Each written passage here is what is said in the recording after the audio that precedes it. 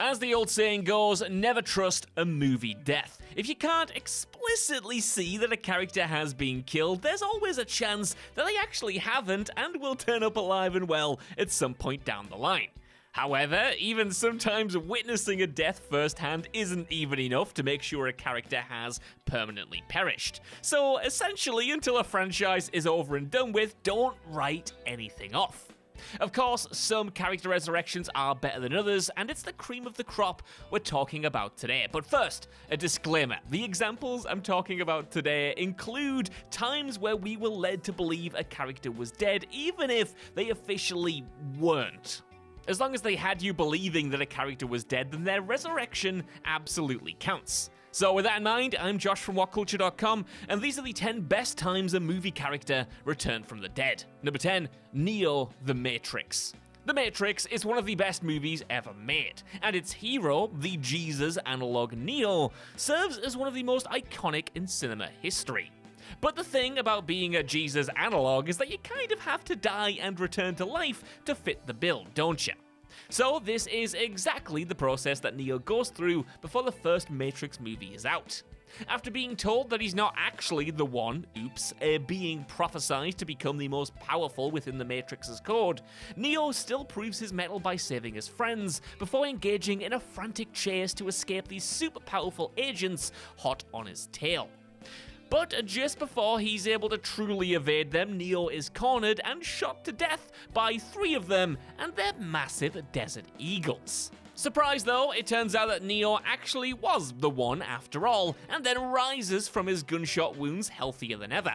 His little death and rebirth allows him to then literally see the Matrix's code and again literally bend it to his will. After showing that he's powerful enough to stop bullets, he doesn't simply kill the agents who snuffed him out. No, he literally jumps inside one of them and explodes them from the inside out. There's going hard, and then there's this. Number 9, Mia Wallace, Pulp Fiction. After overdosing while being chaperoned by one of her boss's henchmen, Vincent Vega, Mia Wallace is driven to the house of an unlikely savior, that being a sleazy drug dealer and his girlfriend.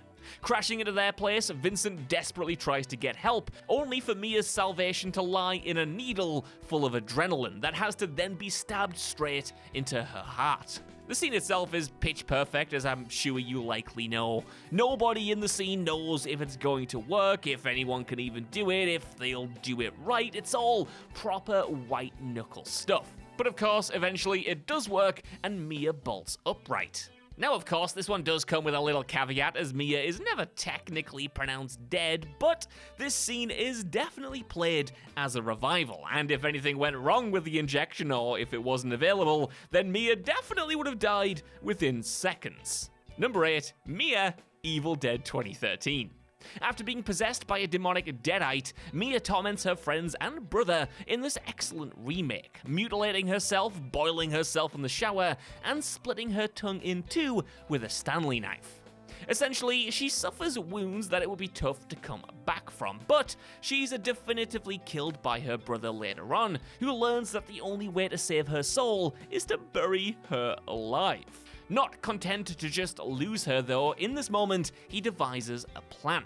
After placing a plastic bag over her head and burying her in the ground until the ritual is complete and both the demon and Mia are dead, he then digs her back up and, like her namesake, jams 2 needles attached to an electric box into her heart to give her an impromptu defibrillator shock. Now, what makes this one so great isn't just the process itself and the fact that it miraculously works, but that after this, Mia becomes the final girl of the movie, and an amazing one at that. Number 7, Phil Connor's Groundhog Day. If anyone can make brutally killing themselves over and over again in a supernatural purgatory funny, it's Bill Murray.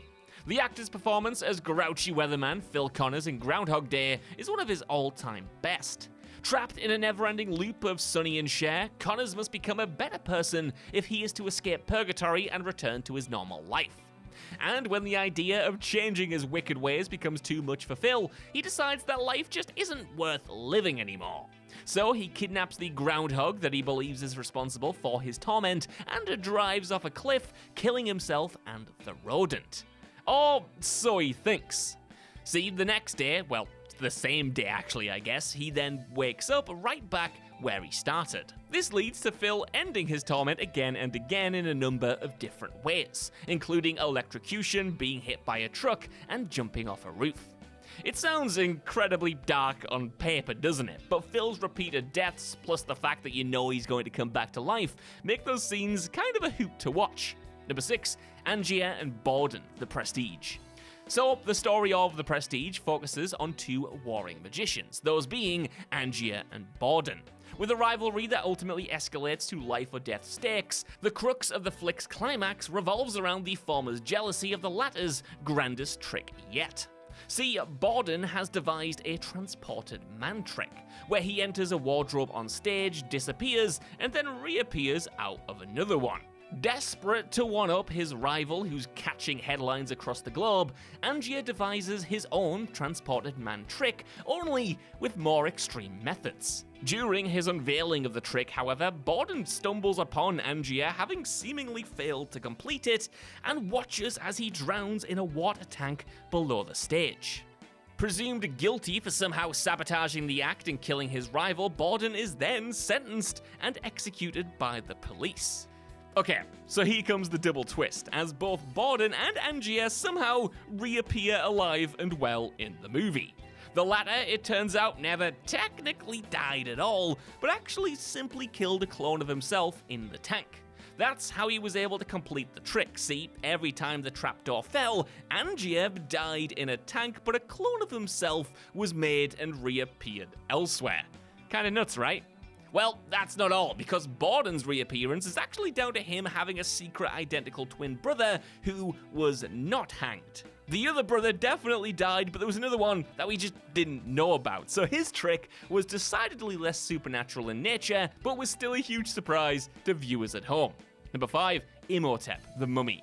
Ancient Egyptian high priest Immortep, the bad guy in 1999's The Mummy, is definitely dead at the start of the film, right? Like, he gets buried in a sarcophagus with a bunch of flesh-eating beetles and is reduced to a rotting corpse before he awakens, so that definitely counts as dead, yeah?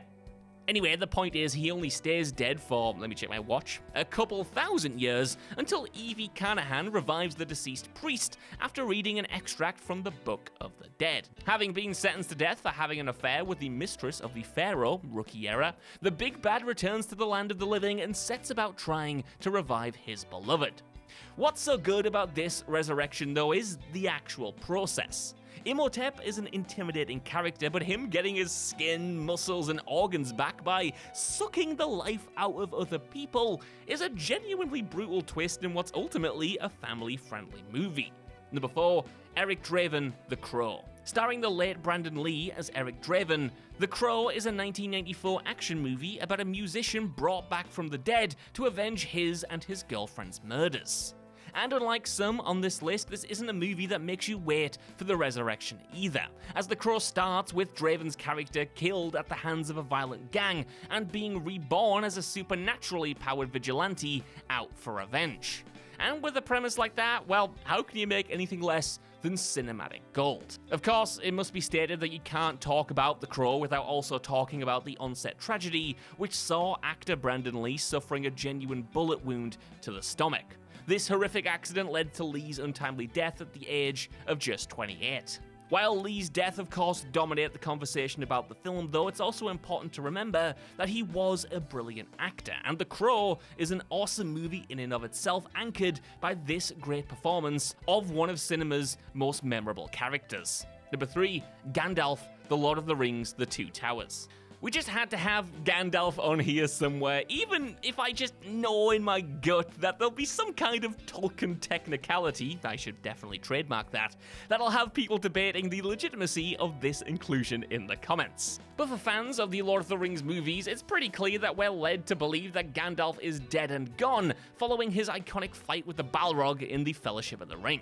The monstrous creature snags the wizard with his whip, dragging him down into the abyss below in an extremely emotional scene, and the first sign that the mission to Mordor is not going to be all fun and games. However, because Frodo needed his wizard, the sorcerer rose from the dead to become Gandalf the White in The Two Towers. Now, in the Lord of the Rings books, it is explained that Gandalf was returned by the creator Eru as a replacement for the traitorous Saruman. This is kind of glossed over in the films though, because if Peter Jackson included every piece of Tolkien lore in his movies, well, he'd probably still be making them today. Number 2, George, It's a Wonderful Life. It's a Wonderful Life is one of the best films of all time, and that's mostly down to just how much it makes you love hero George. George is one of cinema's nicest characters, someone who puts everyone ahead of himself, to the point where he finds himself losing out on all of his dreams, working a stressful job that brings him no success, and ultimately brings him to a point where he believes that he's worth more dead than alive. It's at this point where he's visited by an angel called Clarence, who gives him a glimpse of the world without him in it. Now, what makes this resurrection incredible is just how hard George fights to return to his previous life. After being shown just how much good he brought into the world, the moment where he's brought back into existence is just euphoric. Euphoric enough to have him running through the crummy town, grateful for every part of it.